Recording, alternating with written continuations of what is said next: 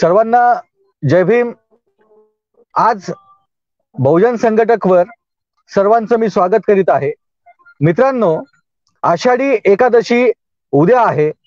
संपूर्ण महाराष्ट्रातून देशातून वारकरी उद्या पंढरपुरात पोहोचत आहेत आणि उद्या विठ्ठलाचं दर्शन घेण्यासाठी सर्वजण आतुर झालेले आहेत।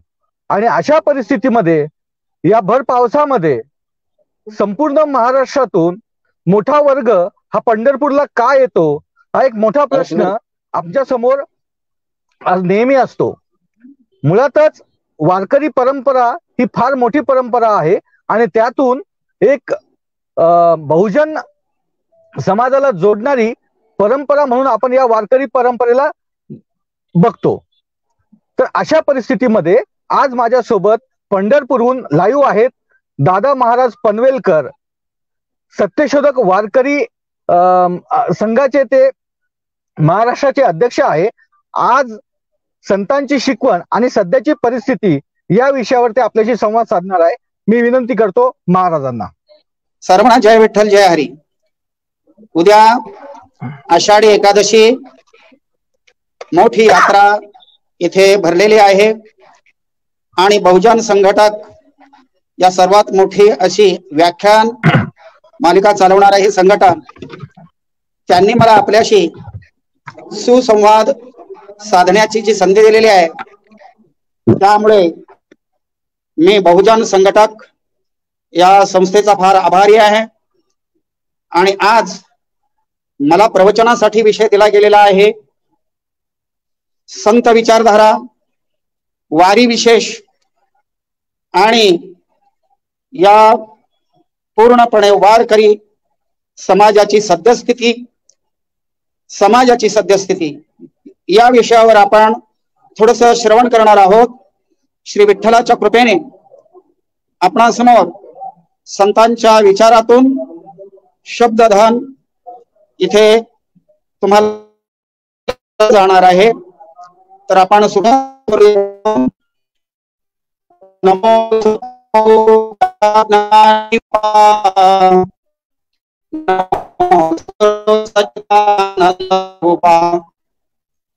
नमो सद्गुरु कल्याण मूर्ति, नमो सद्गुरु भास्करा पूर्ण कीर्ती, पुंडलिक वरदा हरि विठ्ठल, त्रिनामदेव ज्ञानदेव पंढरीनाथ भगवान बुद्ध की जय, माऊली ज्ञानेश्वर महाराज की जय, जगत गुरु तुकाराम महाराज की जय, श्री छत्रपति शिवाजी महाराज की जय, श्री छत्रपति महाराज जय, राष्ट्र संत तुकडोजी महाराज की जय, सब संतन की जय। मी वेळेत पूर्णपणे जे 3 विषय हाताळायचे आहेत त्याच्यासाठी जगद्गुरूंच्या अभंगावर निरूपण होणार आहे। तर आपणा सर्वांसाठी या प्रवचनासाठी जगद्गुरूंचा एक उत्कृष्ट असा अभंग निवडतो आहे।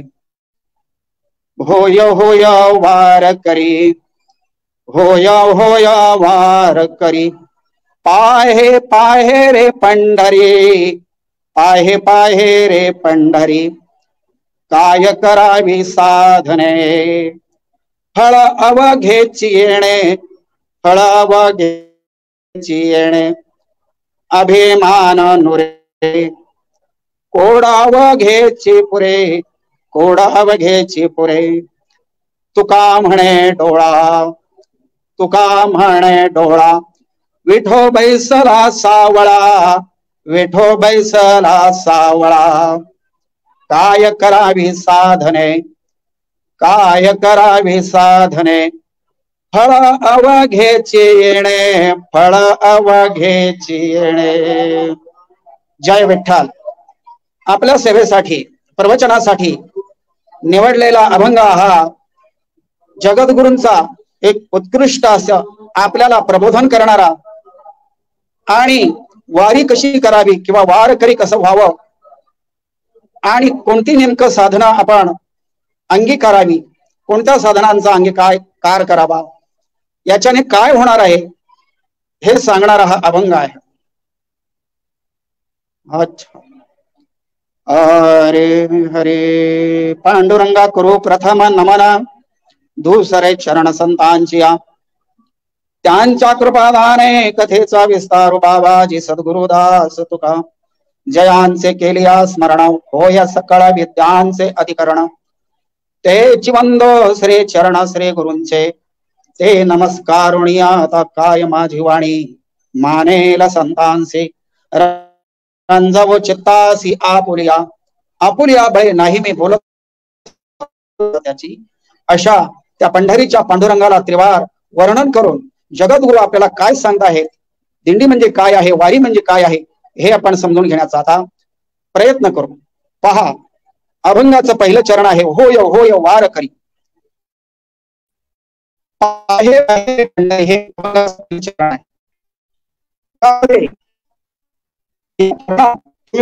तर होय होय एखाद्याच्या मनावर आपलं म्हणणं जर ठसवायचं असेल तर ती गोष्ट आपण दोनदा बोलत असतो. म्हणून जगद्गुरु म्हणतात होय होय वार करी. हे सर्वसामान्य अशा भक्तजनांना, बहुजनांना, ज्यांना परमार्थाची आवड आहे, ज्यांना अध्यात्माची आवड आहे, अशांसाठी जगद्गुरु सांगतात होय होय वार करी. सांगितलेले आहे कोण हो तू, वार करी हो. नुसता वार करी होऊ नकोस, मग पुढचं काम काय कर. पाहे पाहे पंढरी, वार करी होऊन काय कर, तर तू पंढरीच्या पांडुरंगाला पहा. म्हणजे नुसतं डोळा भरून पहा असं नाही, तर पाहिलं काय करायचं ते निरूपणामध्ये येणार आहे. पाहे पाहे रे पंढरी. आता अभंगाचं दुसरं चरण आहे जे, हे दुसरं चरण फार महत्वाचं असतं, त्याला ध्रुवपद म्हणतात. काय आहे ध्रुवपद. काय करावी साधने, जगद्गुरु म्हणतात काय करावी साधने, फळ घ्यायची येणे, फळ घ्यायची येणे. आपल्या समाजाला दुःखात निवृत्त होण्यासाठी, दुःखाची प्राप्ती होण्यासाठी, त्याच्याही पलीकडे पुण्याचा संचय करण्यासाठी, कळत घडलेलं पाप ते क्षालन करण्यासाठी आपण आणि अनेक साधनं करत असतो नव्हे. आपल्याला ती साधनं सुचवलेली असतात.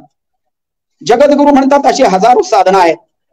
त्या साधनांचा सुद्धा थोडासा आपण विचार करणार आहोत. जगद्गुरु म्हणतात काय करावी साधने, त्या साधनांचा इथे काहीही उपयोग नाही. फळ अवघ्याची येणे. कशाने फळ मिळेल तर प्रथम चरणात सांगितलेलं आहे, जर तुला उत्तम फळप्राप्ती हवी असेल, पुण्य प्राप्ती हवी असेल, तर तेच पहिल्या चरणात सांगतात होय होय वार करी आणि पाहे पाहे रे पंढरी.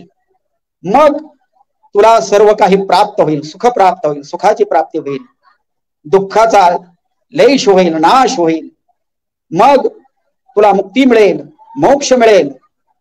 म्हणून पुढे जगद्गुरु सांगतात की त्यासाठी आणखी काय तुझ्यामध्ये बदल होईल तर अभिमान नुरे. हे सर्व तू केल्यानंतर अभिमान नुरे. कोड अवघेची पुरे. कोड म्हणजे आपल्या मनातील चांगली इच्छा भगवंत पुरे करतो. आणि हे सर्व तू पंढरपूरला गेल्यानंतर तुला मिळणार आहे. तुका म्हणे डोळा विठो बैसला सावळा.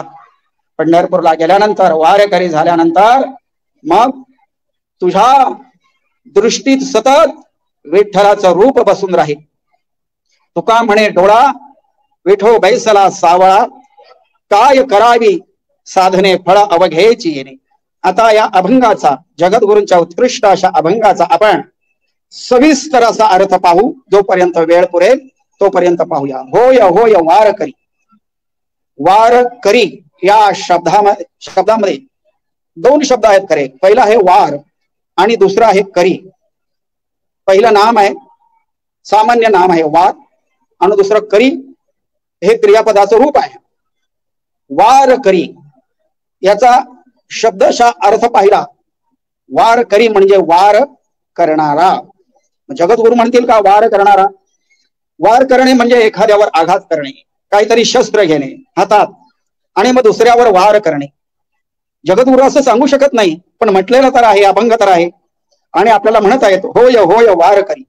म्हणजे तू वार करी म्हणजे काय हो, नेमका वार करणारा हो. वार कुणावर करायचं तर ज्या समाजामध्ये अनिष्ट चाली रीती रूढी रिवाज परंपरा आहेत, ज्या साधनांच्या योगे, ज्या कर्मकांडाच्या योगे फक्त आपल्या बहुजनांचा पैसा खर्च होतो, हाती मात्र काही लागत नाही, हे हजारो वर्ष चालत आलेलं आपल्या संतांनी पाहिलं. संतांनी पाहिल्यानंतर की बुडते हे जन न देखवे डोळा, येतो हिताचा कळवळा, म्हणून या असंख्य पाठी मागे लागलेले यज्ञ याग कर्म पूजा विधी अभिषेक तीर्थयात्रा संतांनी या सर्वाला मुठमाती दिली. माऊली महावैष्णव ज्ञानेश्वर म्हणतात, योग याग विधी येणे नोहे सिद्धी. दररोज आपले वारकरी आणि हरिपाठात येत म्हणत असतात, योग याग विधी येणे नोहे सिद्धी. कोण सांगतोय? आपले महामानव ज्ञानेश्वर माऊली सांगतायत. वारकरी रोज माऊलींचा जयघोष करत असतात, आनंदाने नाचत असतात, माऊलींना मानतात, जगद्गुरूंना मानतात. पण माझा प्रश्न आहे, माऊलींना नुसतं मानू नका, माऊलींची शिकवण माना. नुसतं माऊलींना मानून उपयोग नाही. काय म्हणते माऊली? योग याग विधी येणे नोहे सिद्धी. योग साधना म्हणजे कठोर अशी तपश्चर्या करायची. कुठे जंगलात जायचं, गुहेत बसायचं, पर्वतावर जायचं आणि मग योग सिद्धी करायची. अनेक खडतर अशा अवस्थेमध्ये बसायचं. कुणी एका पायावर उभं राहायचं, कुणी डोक्यावर उभं राहायचं. अशा परिस्थितीत जी साधना करायची त्याला म्हणतात योग. पुढे याग म्हणजे यज्ञ. अजून सुद्धा आपल्या देशामध्ये यज्ञ संस्कृती फार फोपावलेली आहे, पण आपल्या संतांनी त्याला विरोध केला. यज्ञामध्ये काय होतं तर अन्नाचा बहुस साठा यज्ञामध्ये जाळला जातो. आणखी काय? तूप जाळलं जातं. आणखी काय? पशूंची हत्या होते. गोमेध यज्ञ, अश्वमेध यज्ञ, नरमेध यज्ञ, ही नावं काय आहेत? तर यज्ञामध्ये त्या आहुती दिल्या जायच्या. पूर्वी आपण राजांच्या पदरी ऐकलेलं आहे, अश्वमेध यज्ञ व्हायचा म्हणजे त्या यज्ञात घोड्याचा बळी दिला जायचा. म्हणजे जीवाची हानी तर होणारच, पण धनधान्य याची हानी होते. म्हणून माऊलीने म्हटलं योग याग विधी, अनेक प्रकारच्या विधी हेमाड पंत पंडिताने आपल्यासाठी फक्त शूद्रांसाठी वर्षाकाठी करायच्या 2000 विधी सांगितल्या. त्यांनी चातुर्वर्ण चिंतामणी लिहिला. कुणासाठी? फक्त आणि शूद्रांसाठी लिहिला. आपण सगळे शूद्र आहोत, कारण आपले संत म्हणालेले आहेत. त्यावेळी आपल्याला काही आणि अभ्यास करण्याचा सुद्धा अधिकार नाही, हे जगद्गुरूने आपल्याला सांगितलेले. घोकाय अक्षर मज नाही अधिकार, सर्व भावे धीन तुका म्हणे यातीहीन. असे आपण शूद्र न या शूद्रांच्या पाठीमागे सर्व कर्मकांड लावले. कशासाठी? तर स्वर्गाचं लालूच दाखवलं, स्वर्गाचं लालूच दाखवलं आणि सुखाचं लालूच दाखवलं. पुन्हा मनुष्याच्या हातून कळत नकळत होणाऱ्या पापांचा क्षय होईल असं दाखवलं. आणि यासाठी मग वेगवेगळ्या विधी आपण पाहतो.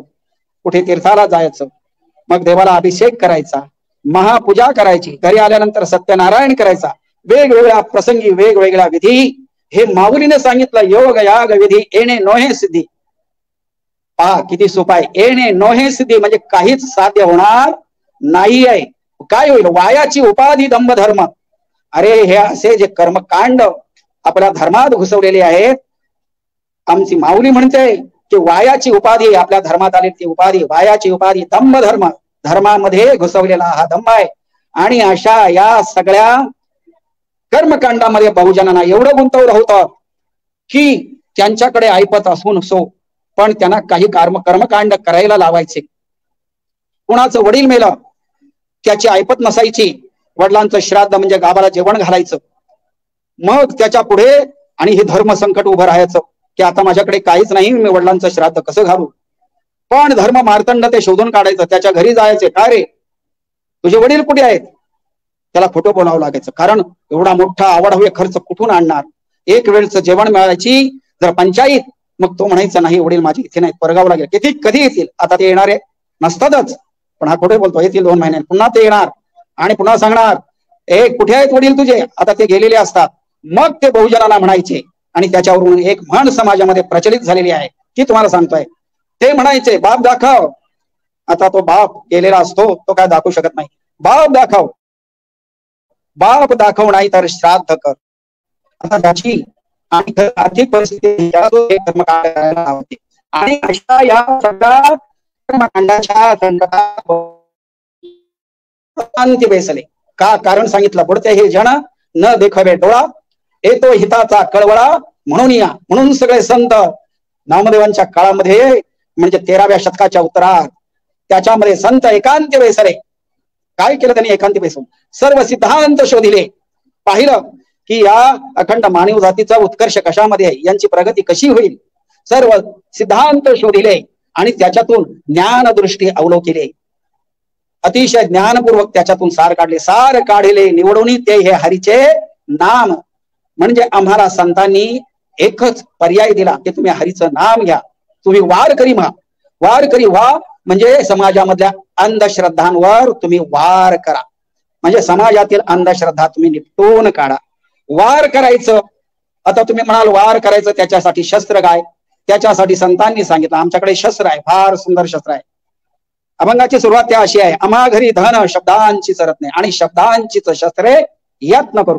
म्हणजे वार करण्यासाठी आमच्याकडे काय असणार आहे? शब्द असणार आहे, म्हणजे ज्ञान असणार आहे, बरं का? आणि ज्ञान नाही ज्ञानेन सदृश्यम पवित्रमिह विद्यते. ज्ञानासारखी पवित्र गोष्ट नाही. बहुजनांकडे ज्ञान नव्हतं, ज्ञानापासून वंचित ठेवलं होतं, म्हणून त्यांची परिस्थिती फार हलाखीची झाली होती. महात्मा फुले त्यांच्या एका खंडात सांगतात, विद्येविना मती गेली, मती विना नीती गेली, नीती विना गती गेली, गती विना वित्त खचले, वित्त गेले, वित्ता विना शूद्र खचले. एवढे अनर्थ एका अविद्येने केले. म्हणून आता या बहुजनांना तर ज्ञान द्यायला पाहिजे. म्हणून कीर्तन परंपरा नामदेवांनी सुरू केली, त्याच्यातून ज्ञान दिलं आणि सांगितलं. त्यांचेच पुढचे वारसदार जगद्गुरु तुकोबाराय आपल्याला सांगतात, होय होय वारकरी, तू वारकरी हो. कसला वारकरी हो? तर वारीला जाणारा नुसता वारकरी नाही, वारीला जाणारा वारकरी न होता तू समाजातील अनिष्ट चालीरीती रूढी रिवाज यांच्यावर वार करणारा तू वारकरी हो. आणि नुसता वारकरी होऊ नको, वारकरी होऊन काय तुला काम करायचं आहे हे जर पाहायचं असेल तर पाहे रे पंढरी. एक वेळ तरी पंढरीला जा, सुखासाठी करीशी तळमळ तरी तो पंढरीशी जा रे एक वेळ. पंढरीचं महिमान फार मोठ्या प्रमाणात साधू संतांनी वर्णन केलेलं आहे. नुसतं पंढरीचं नाव घेतलं, पंढरी पंढरी म्हणता पापाची बोहरी.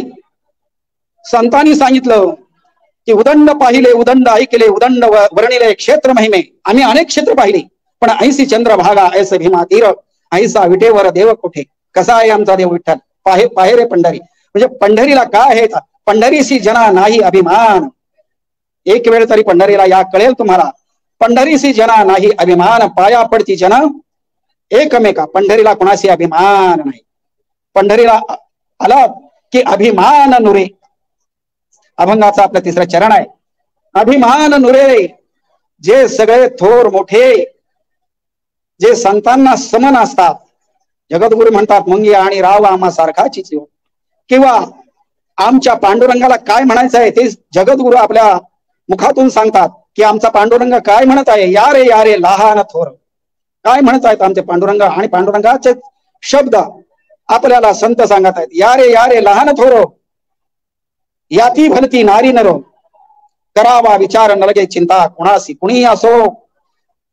तुम्ही पहा समाजामध्ये स्वतः तुमच्याकडे काय कार्यक्रम असेल, तुम्ही मोठ्या लोकांना अगोदर बोलवता. इथे जगद्गुरु म्हणतात या रे लहान थोर. अगोदर बोलवतात लहानांना, मग थोरा. या रे लहान थोर, याती भलती. कुठलीही जाती असो, तुम्हाला मोठे सांगत असतील का देवाला शिवायचा तुम्हाला अधिकार नाही, पण तुम्ही देवाचे, आपण सर्व देवाची लेकरे आहोत. यांना काही कळत नाही धर्म मार्तंडांना. तुमची कोणतीही जाती असो, याती भलती म्हणजे महार मांग चांभार भलत्या याती असो. याती म्हणजे जाती, याती भलती. नारी आणि नर, आपल्या धर्मामध्ये स्त्रियांचा अधिकार फार काढून घेतला होता. स्त्रियांना उंबरठा ओलांडता येत नव्हता. म्हणून म्हटलं याती भलती, नारी आणि नर सर्वजण या, करावा विचार न लगे चिंता कोणासी.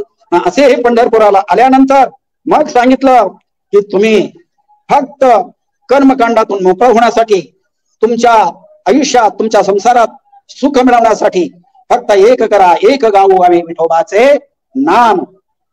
जगद्गुरूंचाच अभंग आहे, एक गाऊ आम्ही विठोबाचे नाम आणि कांचे काम नाही येथे.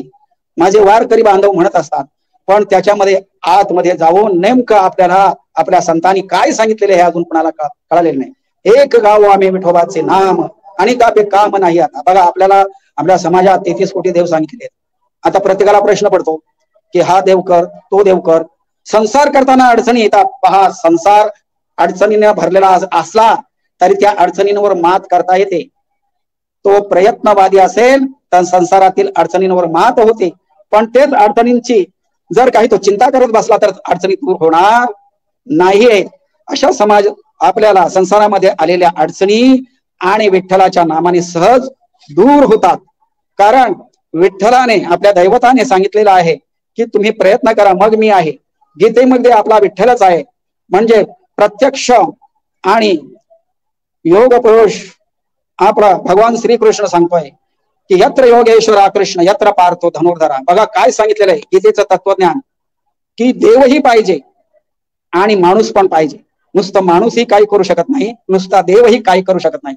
देवाला काही करायचं असेल तर तो माणसाच्या तर्फे करू घेऊ शकतो. नाहीतर एकटा अर्जुन युद्ध जिंकू शकत होता किंवा एकटा भगवान श्रीकृष्ण सुद्धा युद्ध जिंकू शकत होता. पण त्यांनी सांगितलं यत्र योगेश्वरा कृष्ण यत्र पार्थो धनुर्धरा तत्र श्री विजयरुभूती. म्हणजे माणसाचा प्रयत्न, माणूस म्हणजे प्रयत्न आणि ईश्वर यांची सांगड घालायला पाहिजे तर सगळं होतं. म्हणून ध्रुवपदात सांगतात की तुम्ही कुठलंही साधन करू नका, काही साधन करू नका, फक्त विठ्ठलाचं नाम घ्या. या रे लहान थोर याती भलती नारी नर आणि वारकरी व्हा. अनिष्ट चालीरीती रूढी रिवाज आज तर समाजामध्ये फारच फोपावलेला आहेत. आणि यामध्ये होतो काय तर बहुजनांचा श्रम, वेळ आणि पैसा अनाठायी खर्च होतो. तो जर देशाच्या प्रगतीसाठी, समाजाच्या प्रगतीसाठी वापरला तर निश्चित समाजामध्ये आपल्याला सुख दिसेल. सर्व जर आनंदात दिसतील. समाज सुखी तर राष्ट्र सुखी, राष्ट्र सुखी तर सर्व सुखी. म्हणून जगद्गुरूंनी सांगितलं काय करावी साधने. अरे अनेक साधनं सांगितलेली आहेत, पण महाराष्ट्र भूमी संतांची भूमी असल्यानंतर तुम्ही कुणाचं मानायला पाहिजे? संतांचं मानायला पाहिजे. काय करावी साधने? काय नाही. आपण साधनांच्या मागे लागू नका. साधनांच्या मागे कोण लागतो?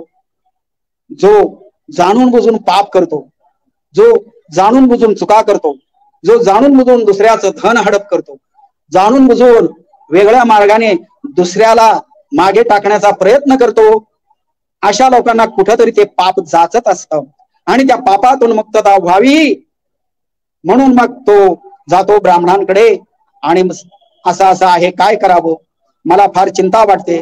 मग ते सांगतात तू अमुक कर, तू तमुक कर, तू तीर्थाला जा, तू अभिषेक घाल, तू महापूजा कर, सत्यनारायण घाल, असं हे सगळं आपल्याला सांगितलं जातं. पण बघा जगद्गुरूंनी किती मराठीत सांगितलेलं साधं सोपं. काय करावी साधने फळ अवघेच येणे. म्हणजे तू फक्त वारकरी हो. वारकरी कसा ते समजून घे. फक्त वारी करणारा वारकरी नको, तर समाजातल्या अनिष्ट चालीरीती रूढी रिवाजांना त्यांना बाजूला सारणारा तू वारकरी हो. पंढरीला जा. पंढरीला गेल्यानंतर ते सांगतात की काय करावी साधने. एवढंच फक्त आषाढी कार्तिकी जमलं नाही तर एकदा तरी, एक वेळ तरी पंढरीशी एक वेळ जा. सुखासाठी तळमळ करत असेल तर पंढरीला एक वेळ जा असं सांगितलेलं आहे. आणि मग इतर साधनांची इथे काहीही गरज नाही. असं हे विठ्ठलाचं नाम आहे. ते विठ्ठलाचं नाम तू घे. त्याने तुला काय होईल तर तुझ्या मार्गात तुझा येणारा जो शत्रू आहे तो शत्रू तुझ्या देहात आहे.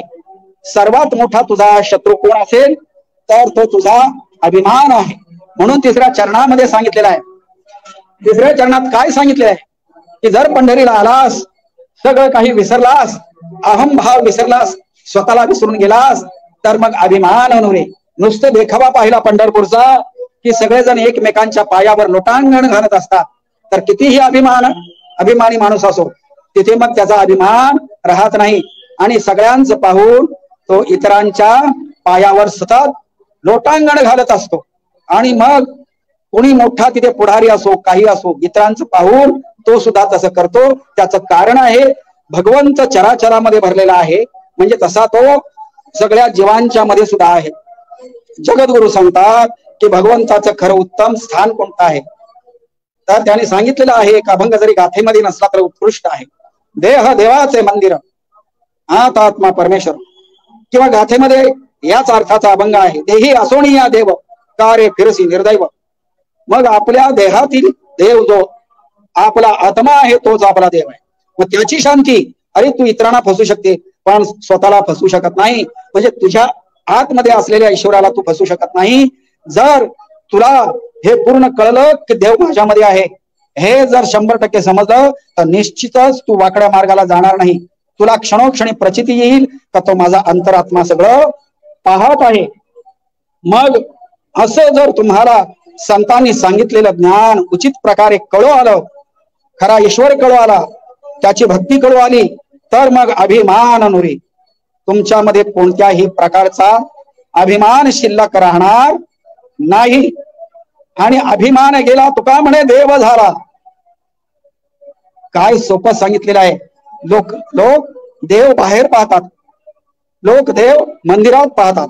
जगद्गुरु म्हणाले देव पहावयासी गेलो तेथे देवची होऊन ठेलो. म्हणजे जो प्रत्यक्ष देवाचं स्वरूप, देवाचं कार्य नुसतं डोळ्यांनी पाहिलं नाही तर देवाचं कार्य काय आहे ते सतत चित्तामध्ये ठेवलं तर जगद्गुरूंच्या उक्तीप्रमाणे देव पहावयासी गेलो तेथे देवची होऊन ठेलो.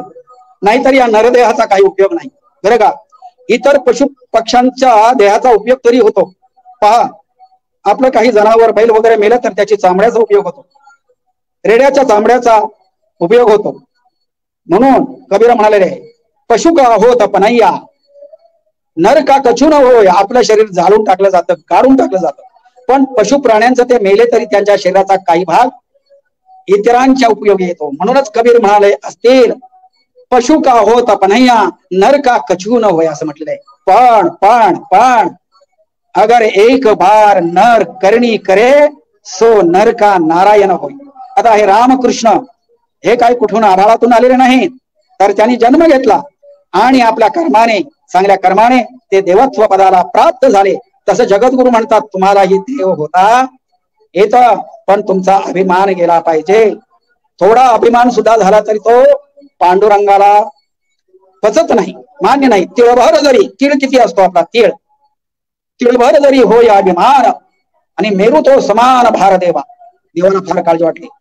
थोडा अभिमान आला, मी असं कीर्तन करतो, मी तसं गातो, मी वारीला जातो, मी वारी चुकवत नाही, असा जरी अभिमान आला थोडा, तिळभर जरी होय अभिमान मेरू तो समान भार देव. सगळ्यात मोठा पर्वत मेरू पर्वत. मग आपला थोडासा जर अभिमान आपल्याला आला ना तर देवाला तो भार होतो. म्हणून म्हटलंय अभिमान नुरे. पंढरीला गेल्यानंतर अभिमान राहत नाही. थोडं अवेघेची पुरे. तुमची जी इच्छा असेल ती इच्छा भगवंत पुरवतो, पण ती इच्छा चांगली पाहिजे, सत्य संकल्प पाहिजे चांगले. सत्य संकल्पाचा दाता नारायण पूर्ण करी सकळ मनोरथ असा आहे. आणि तुका म्हणे डोळा विठू भैसला सावळा. मला विठू कसा आहे समजलेला आहे, विठूचं रूप कसं आहे, समचरण दृष्टी विटेवरी साजिरी, म्हणजे त्याच्यामध्ये समता आहे. असा आमचा सुंदर ते ध्यान उभे विटेवरी आहे, त्याला आम्ही पाहतो. त्यांनी केलेलं कार्य, त्यांनी भक्तांसाठी केलेलं कार्य, त्यांनी सर्वांसाठी केलेलं कार्य, त्यांनी सर्वांना समान मानलं. मगाशी म्हटलं ना भगवंत हाक देतो यारे यारे लहान थोर, असं कुठलाही देव हाक देत नाही. आणि आपल्या पंढरीला देव उठा उठी भेटे, उभा उभी भेटे, असं दर्शन कुठे होत नाही. वाराणसी गाया पाहिली द्वारका परिणय तुका पंढरीच्या. कितीही तीर्थ करा पण पंढरीला सर, पंढरीची सर कोणत्याही तीर्थाला येत नाही.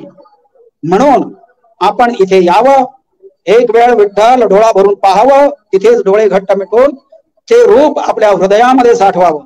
गावाला गेलो तरी डोळे मिटायचं, विठ्ठलाच्या मूर्ती आपली समोर आणायची. त्यांचं कार्य संतांनी विठूला आपलं आराध्य दैवत मानून जे कार्य केलं, विठूचं कार्य म्हणजे संतांचं कार्य, त्याचे स्मरण करायचं, नुसतं स्मरण नाही करायचं, तर संतांनी सांगितलेलं आपलं कार्य करत राहायचं, एवढंच, बाकी साधने नको. म्हणून म्हणतात काय करावी साधने फळ अवघ्याची येणे. आता वारी पहा, वारी कशी आहे. संतांनी प्रयत्नवाद जपला, संतांनी वारी सुरू केली. छत्रपती संभाजी महाराज हे आणि जगद्गुरु तुकोबांच्या मुलाला नारायण यांना भेटले.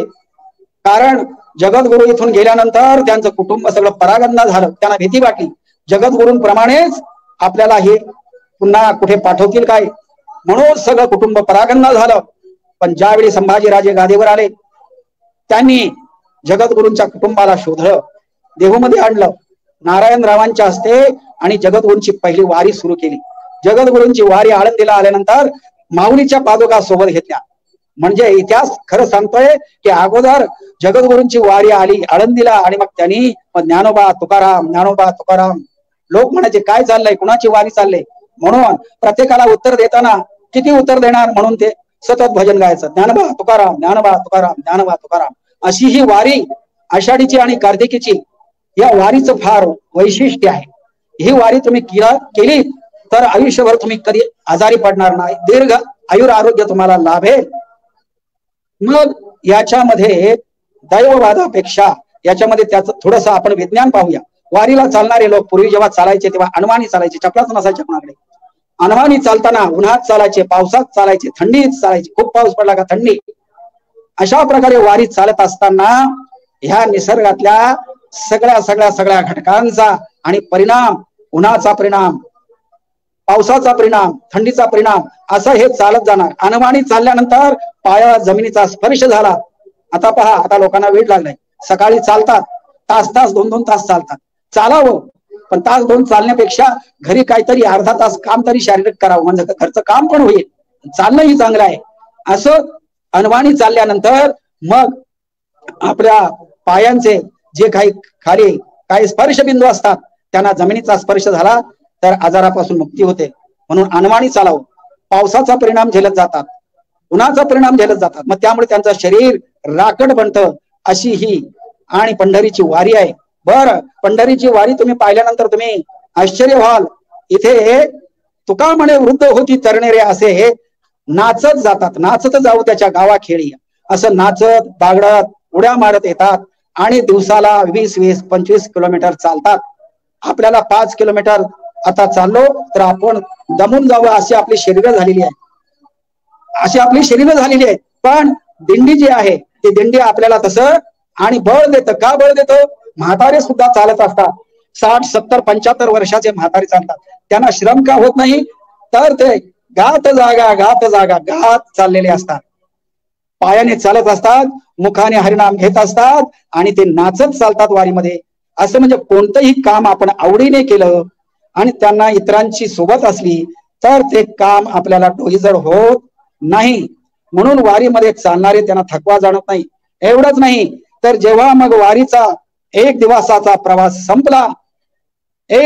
प्रवास संपला की मुक्कामी आल्यानंतर मग केव्हा एकदा मुक्कामाचा कार्यक्रम होतो आणि आपला आहार घेतो आणि पडल्या त्यांना झोप येते. मग तिथे काय त्यांना गाद्या असतात का झोपायला?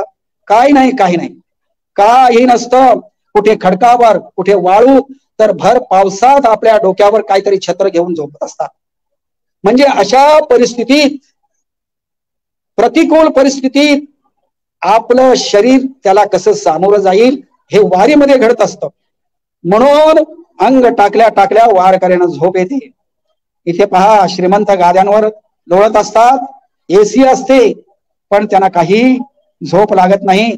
पण पंढरीला चालणारे वारकरी ताबडतोब झोपून जातात. त्यांच्या बरोबर तुळशी असतात बघा, तुळशी घेतलेल्या असतात. हे तुळशीचं महात्म्य असं आहे, दैविक महात्म्य आहे. पण आपण प्रत्यक्ष पाहूया की तुळस ही अशी एक वनस्पती आहे जी 24 तास आपल्याला प्राणवायू देते. म्हणून जर दिंडीमध्ये अशा 10-12 तुळशी असतील तर वारकऱ्यांचा श्रम आपोआप जाईल. त्यांना तिथे हवेतून प्राणवायूचं प्रमाण जास्त प्रमाणात या तुळशी देऊ शकतात. आणखी तुळशीचं महत्व काय तर कुठल्याही आजारावर तुळशीचं पान, आपण मुखशुद्धी तुळशी दला असं जगद्गुरू म्हटलेलं आहे की आपण तुळशीचं पान जर खाल्लं तर अनेक आपले आजार दूर होतात. तुळशीचा रस अनेक छोट्या मोठ्या आजारांवर आणि तो फार चांगला असा रस आहे. म्हणून तुळशी डोक्यावर घेऊन या आमच्या महिला भगिनी त्याही आनंदाने नाचत असतात. सतत गजर कानावर येत असतो. नाचत असताना, बागडत असताना, उड्या मारत असताना, चालत असताना एवढं भगवंताच्या नामामध्ये दंग असतात, एवढे दंग असतात की आपला संसार सोडून आलेलो आहोत, तिकडे काय होईल का, कसं चाललं असेल, ही चिंता ही त्यांच्या मनाला स्पर्श करत नाही. एवढं आपण भक्तीत एकरूप झालं पाहिजे. हे कुठे तर आपल्याला पंढरीलाच फक्त दिसतं. आपला अभिमान गळून पडतो. उठा या अभिमान, जाय ऐसे स्थळ कळ ते या पंढरीस घडे. आणि एकदा पंढरीला नटखट जरी आले तरी चोखामेळा सांगतो, नटखट यावे, शुद्ध होऊन जावे, दौंडी पिटी भावे चोखा मेळा, अशी ही वारी आहे बघा पंढरपूरची वारी. आणि ती पूर्णपणे त्याला संतांनी एक विज्ञानाचा आधार सुद्धा दिलेला आहे. अशी वारी आपण एक वेळ तरी करावी. आपल्या शरीरातील छोटे मोठे आजार निघून जातात. आणि तुम्हाला जसं धर्म मार्तंडाने सांगितलं तुम्ही यज्ञ करा, यज्ञ करा. अरे तुम्ही वारी चालत असताना तुम्हाला यज्ञ करण्याची गरज नाही. वाट पावली चालताना पावला पावलाला यज्ञ घडत असतो. यज्ञ पावला पावली आपण राम नाम घेता, विठ्ठलाचं नाम घेताना जर चालत असतो तर पावला गणित यज्ञ घडतो. म्हणजे आता किती यज्ञात आणि पुण्य आपल्या पदरात आणि ह्या वारीमुळे पडत असतो. कोणी सांगितलं तुम्ही यज्ञ केलं मोक्ष नाही मिळाला?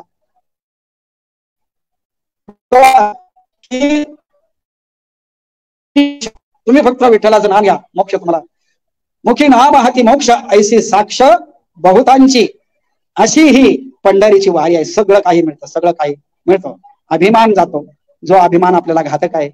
आपण अभिमानाने ताठाने राहिलो तर होत नाही. पहा निसर्गाचा एक नियम, महापूर आला, महापुरे झाडे जाते, मोठी मोठी झाडं जातात, तेथे जीर्ण लव्हाळी वाचती.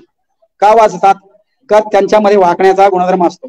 म्हणून पंढरपूरला एकमेकांच्या समोर वाकत असतात, नम्र होतात. नम्र झाला भूता त्याने कोंडिले अनंता, नम्र झाला की आपोआप देव त्याच्या हृदयात येऊन राहतो. आणि प्रत्यक्ष भगवंताचं रूप तो निसर्गामध्ये पाहतो. जगद्गुरूने पाहिलं ना निसर्गामध्ये, वृक्ष वल्ले आम्हा सोयरे वनचरे, पक्षी हे सुस्वरे आळविती. म्हणजे भगवंत चराचरामध्ये भरलेला आहे, ही अनुभूती आलेली पाहिजे.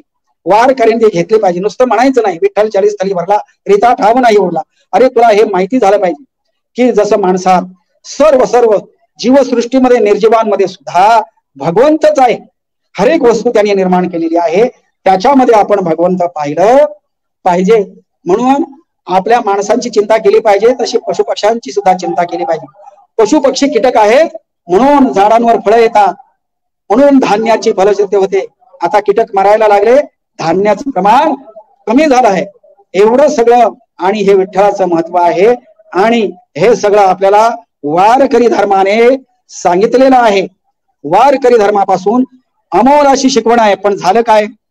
ज्या संतांनी आपल्या समाजाला कर्मकांडातून बाहेर काढण्यासाठी वारकरी धर्माची स्थापना केली, पण आज पुन्हा धर्म मार्तंडांनी वेगळ्या मार्गाने पुन्हा वारकरी धर्मावर आक्रमण केलेलं आहे. आणि आपला सामान्य माणूस नाही तर मोठमोठ्या कीर्तनकारांना सुद्धा पुन्हा दैववादाकडे लोटलेलं आहे. म्हणजे आताची ही स्थिती आहे.